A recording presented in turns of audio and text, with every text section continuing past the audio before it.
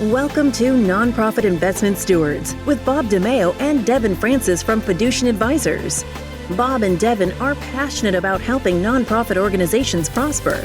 Whether you oversee endowment, foundation, or retirement plan investments, this podcast exists to help stewards improve performance, reduce costs, and discover strategies that enable your charitable organization to prosper and advance its mission. Now, on to the show. Hello and welcome back to the Nonprofit Investment Stewards podcast. I'm Bob DiMeo, always good to be joined by co-host Devon Francis. It's the end of a quarter, and that means quarterly quick takes with Brad Long, Fiducient's Deputy Chief Investment Officer. A reminder, these episodes are shorter than others, but contain super timely updates on the markets, the economy, and more. Devon, how are things? Well, from a personal perspective, I'm great. The markets haven't been great. Volatility has certainly continued since our last visit with Brad. So let's just get right into it. I will make a mention first that listeners should not consider today's discussion to represent a specific investment recommendation. So Brad, welcome to the show. Thanks for coming back. Yeah, thanks for having me. Brad, great to have you back on the show. And just for our listeners, the format here is basically threefold, where we'll cover a headline story, what's going on right now, market, economy, and such that would impact investors. Then what are the portfolio implications? And then finally, we'll conclude with a grab bag. This includes what might be around the corner for investors to be considering that's different than what they're seeing in the headlines today. So let's get started with, Bob, the first thing you mentioned, the headline story. So I think what everyone has been focused on is interest rates and inflation. And I guess inflation is sort of drifting lower, but at what pace? And there's been a narrative of perhaps the Fed pausing their rate increases, but that may have been disrupted by the most recent inflation reading. So what does that pause narrative or the lack thereof mean for markets and for the economy? So just with that very simple question, Brad, take it away. All right. Well, if we can solve those two things, we can solve the world here. But, look, the market has been focused on rates and inflation for good reason. It is kind of it's not just the topic du jour. It is the direction of kind of the future economy and markets. Now, I would say that last week, we got an inflation reading for the month of August. Expectations were at 8%. It came in at 8.3. The market sold off pretty heavily on that information. There has been somewhat of this myopic focus. Is it 8.1 or 8.2 on inflation figures? Or this week, the Fed is looking to potentially raise interest rates. Is it 50 basis points, 75, 1%? Those things are important, but I think we're losing a little bit of the forest through the trees here. One, we as investors know that we can't time these things. They are difficult to predict. And especially in the short term, they can be a little bit more noise than signal. But it does give us an opportunity to zoom out a bit and just remind ourselves, why does the Fed exist?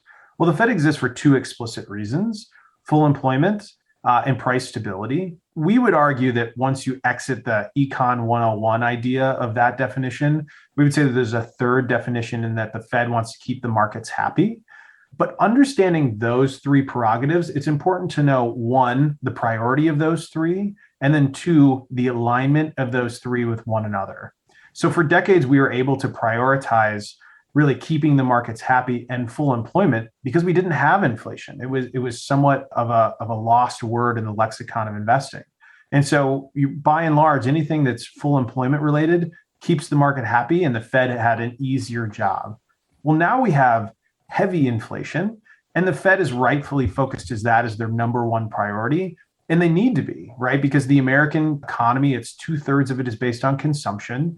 And if the American consumer has falling real wages, so their wages are going up, but they're going up at a slower pace than inflation, then that leads to a eventual decline in the American consumer and the American economy. And so the Fed is very much focused on inflation today, and that's been a good thing. And those are misaligned. Largely what works against inflation also does not help the both full employment and the markets. And so as we think about kind of the contrast of these two things, if we look longer term, the fact that the Fed is focused on inflation is a good thing for the US economy. It's a good thing for the markets in the long term. Probably one of the worst things is we could get stuck here at this mid-level inflation, say 5%, and just don't have a mandate to move lower. But it feels like a lot of pain in the interim. And so I think the focus has been on rates and inflation for the right reasons. But I think the myopic focus on just kind of today, tomorrow, next month, where we're moving has maybe been misguided. We need to zoom out here and say, first priority is getting inflation under control. Second priority is then we can grow both employment and grow our markets and portfolios after that. Well put, Brad. Let's talk markets then. And we saw quite a rally in stocks, and we've seen quite a pullback. And there's a thing called a bear market rally. And perhaps you can comment on what that is. Are we in one? Does it mean to sell? What do bear market rallies look like? Oh man, bear market rallies are kind of those ego crushing maybe events in bear markets in which the markets will rally pretty substantially off of what appears to be a trough. But then ultimately it ends up being a bit of a head fake and the markets fall back, either kind of meeting previous lows or making new lows. And so that's the idea of a bear market rally. They're not uncommon. They really happen in all bear markets to different magnitudes. Sometimes they're significant where it feels like the market goes up 10, 20, 30%, and then it could subsequently fall after. The question today has really been, hey, markets really rallied recently in the month of September. They've been pulling back a bit, depending on where you're looking or what market you're looking at. But are we in the midst of a bear market rally, or have we really met a trough? The hardest thing about bear market rallies is that they're even harder to call than bear markets, right? So we don't advocate for market timing at all. In any circumstance, we think it's generally a losing proposition. But if you think about the math in a bear market rally, it works even more against you. So let's use a hypothetical example. So you started the year with $1 million in the S&P 500, and this example applies to an endowment, an individual, a pension plan. The math works across the board. Well, the S&P is obviously down year to date, and so let's say your portfolio is at 840,000. The S&P is down 16%. Well, on average, and we're going to use averages here because we certainly don't have a precise number. With bear markets, on average, since 1950, bear markets from peak to trough are down 38%. From the trough, on average, they tend to rally 36% 1 year forward. Now, we know that 36 doesn't offset 38. We know the math on that, but that is just the simple averages since 1950. So most investors think, hey, we're in the midst of a bear market rally. So if we're down 16%, but ultimately we're going to go down 38%, I should sell my portfolio and I'll save that difference in return. Well, if you, again, the $1 million portfolio, call that $184,000 of what you could potentially save if the markets fall. Well, that's where most investors stop the conversation. But we really think you need to take the next step and say, well, what are you wagering against that potential reward? And that would be, well, actually, we've hit the bottom, and markets rally that, again, on average, certainly no prediction of future results, that 36%. And that number would be around 300,000, right? So when you're trying to say, oh, well, I could save 184, but I have to wager 300 to do it, the math starts to look a little bit more clearer and how difficult bear market rallies are at the time. So if people are thinking about selling today, you really need one of three things. You need to have high confidence the market is going to go down, and we know that that's difficult to time. You need to have a view that it's going to be far worse than it has been on average. You need to have a view that the return in the market from the bottom would be worse than it has in history, or all three. And we think trying to get any one of those, nonetheless all three of those right, is difficult. So timing bear market rallies is a process fraught with potential issues, and one that we don't recommend investors take. That's helpful, Brad. So let's, in our threefold format, we talked about the headline story. Let's move on to the next big topic, which is portfolio implications. So, I think we know the knock-on effects of rates and bonds, The last time we chatted with you, we talked about the impact on growth. So today, let's talk about the dollar and what the strength of the dollar means for our clients' portfolios. Yeah, the dollar is meaningful in the global economy, not just the US economy, and for a whole host of reasons. First, the dollar is the currency in which many goods are traded and priced in. And that could be in countries transacting with one another outside of the US, not just with the US. Also, energy is priced in US dollars. So think about oil or natural gas or others.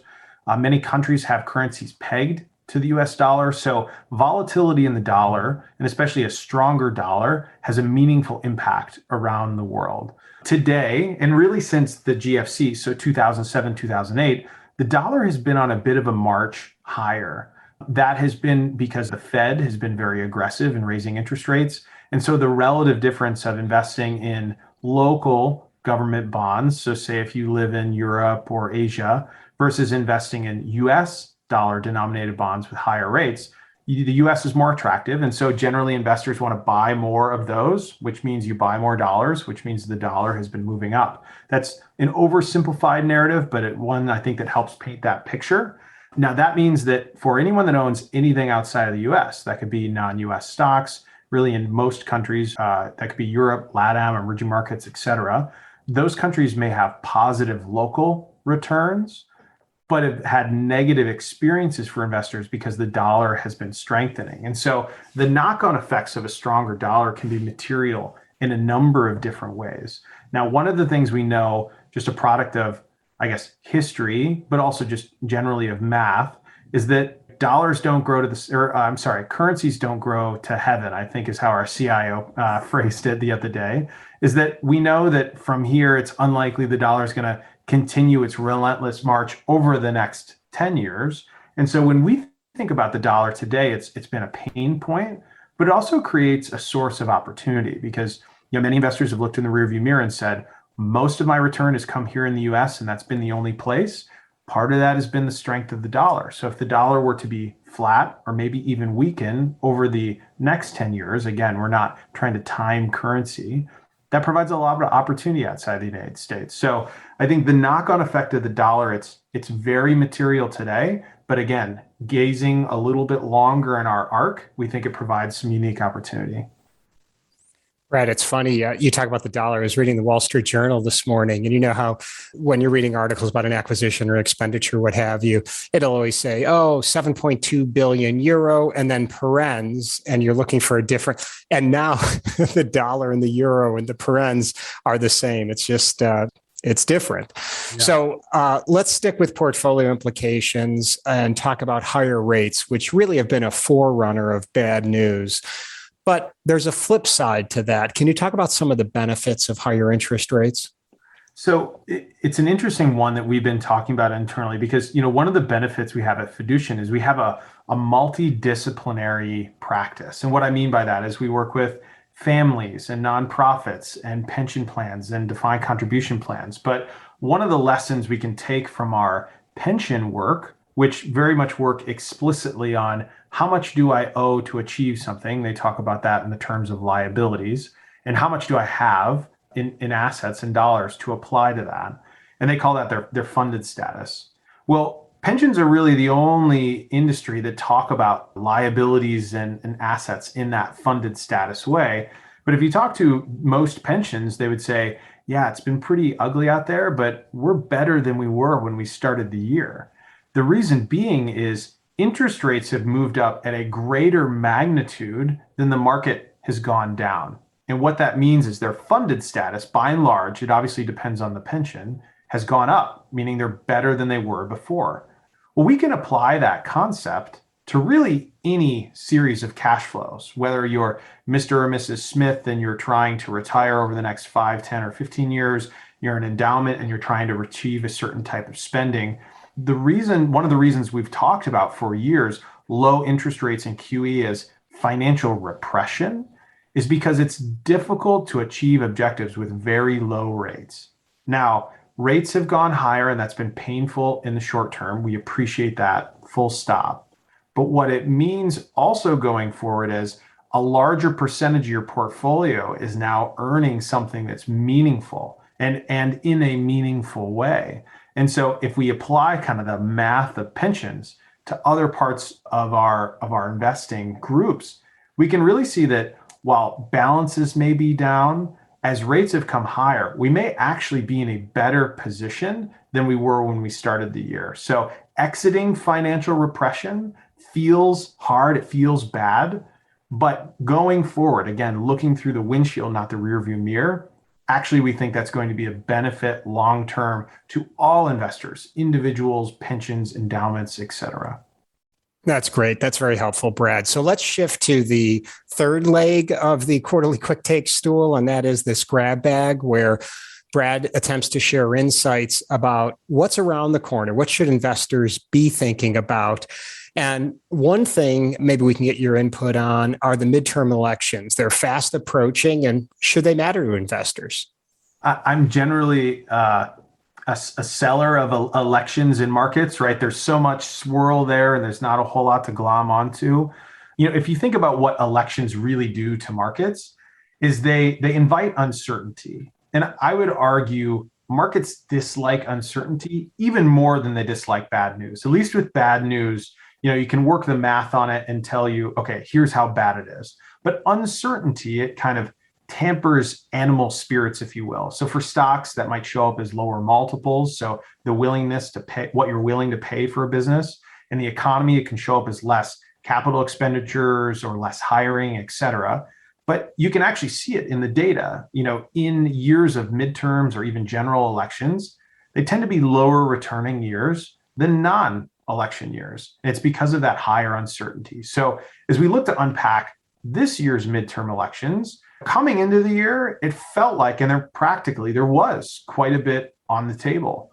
However, Democrats, who obviously lead here in the US today, have been more successful with recent legislation than I think many had expected kind of coming through 2022. So examples of that: corporate tax increases, prescription drug negotiation plans, green energy transition, and capital moving that direction. A lot of that came through the Inflation Reduction Act, or IRA. Those were all independently, not just in one big package, things that were on the table and up for debate. And so if you're voting, in your local election cycle for, a senator or a congressman, those are big things on the table, which kind of by and large have been removed, not completely, but at least reduced to some degree. Another example of that would be the introduction of the China competition bill. China-US relationships, the interaction between our two countries is important. And that's another one that was kind of sitting out on the table. So if we look at what the stakes are, and again, this is not to undermine, elections can be very emotionally charged and have a lot of high emotions as you're talking about certain political issues. We're just digging straight into the market. We've removed a lot of that from the table. So really what remains? I'd say there are three ticket items that we'd say are kind of still sitting out there for midterm elections. So it's technology regulations, tougher competition on China and measures there, which we talked about briefly, and then crypto regulations. So for the markets, the former two are the most impactful to say, like headline prices and indexes broadly. In the US, tech is still the largest sector by far. China is the world's second largest economy, on its way in the next decade to being the first. It's a material producer of goods globally and here in the US, both on consumption and production. And so the change of either regulations around those two topics would probably be the most meaningful and important to markets broadly. Now, crypto regulation could be extremely important in that bubble of crypto, but its knock-on effects at kind of the broad index, think of S&P 500 level, would be somewhat de minimis, right? So there are these pockets of areas that could be impactful in the coming election. But again, it's not something that we think that we should try to time or guess, kind of who's going to take which seats and how they're going to vote when it comes to a certain regulation. So by and large, elections are important, but we think the stakes have been somewhat lessened here as of late. And then there's a few pockets where it could be most meaningful going forward. So the last thing that we wanted to chat with you about is this concept of recency bias. And, it seems to me that the overarching theme in markets is that once inflation slows, growth will be slow, but the Fed will become accommodative again, and we'll be back off to the races with stocks and bonds moving up like the last decade. What's our long-term view here? Yeah, it's an important one, Devon, because the markets, by and large, if you look at kind of long-term break-evens, so 10 years or more, you're kind of betting that, hey, the volatility that we've seen, it's transitory, and then the playbook that we've seen over the last decade. So kind of think of growth, think of areas of the market that have succeeded over the last decade. They'll just kind of go right back to what we've experienced.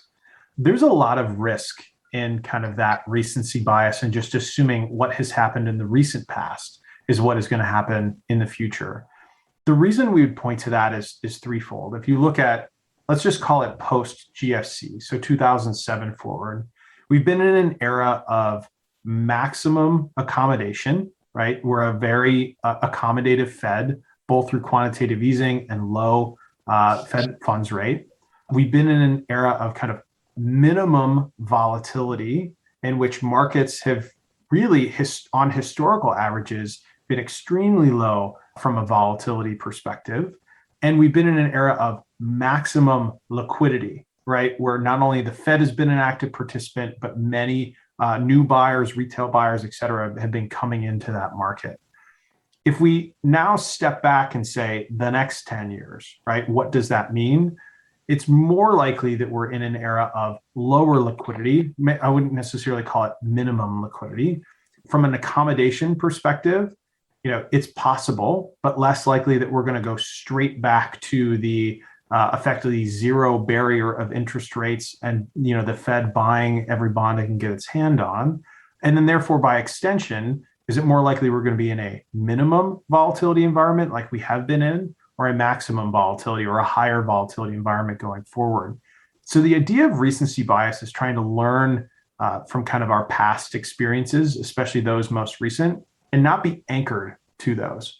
And we've talked a lot in our process, our capital markets process, as we try to look again through the windshield, not the rear view mirror, and what is going to be most beneficial to helping our clients prosper in the future is to not be overcome by that recency bias. And we do think that if you simply just take what has done well in the last decade and just copy and paste that into the next decade, you would probably be poorly or sorely surprised with what those outcomes are. And so being able to think kind of dynamic and think about where markets are shifting to and opportunities as a result of those somewhat secular shifts, we think will be important going forward. But we think it's a risk that many are just associating last decade will equal next decade. And that's a big bet.